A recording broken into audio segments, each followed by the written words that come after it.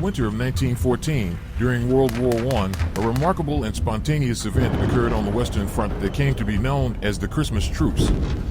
The bitter cold of the trenches was momentarily thawed by the warmth of humanity and the spirit of Christmas. As Christmas Eve descended, soldiers from opposing sides, entrenched in the brutal conflict, began to hear singing emanating from the enemy lines. The haunting melody of Silent Night echoed through the frozen air. Tentative at first, soldiers from both sides cautiously emerged from their trenches, their weapons set aside. On that extraordinary night, enemies became friends. Soldiers exchanged small gifts, shared food, and engaged in impromptu games of soccer on the snow-covered battleground. The traditional enmity of war gave way to a shared humanity, if only for a brief, magical respite. As dawn broke on Christmas Day, the truce continued.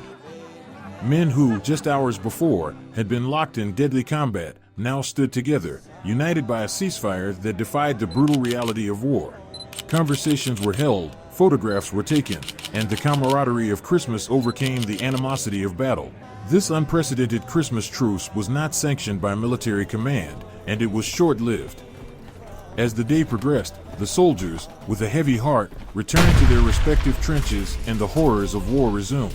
The Christmas Truce of 1914 remains a poignant example of the power of shared humanity, even in the darkest of times. It stands as a testament to the indomitable spirit that can briefly bridge divides, reminding us that even in the midst of conflict, the universal desire for peace and connection can prevail, if only for a fleeting moment. Love always wins.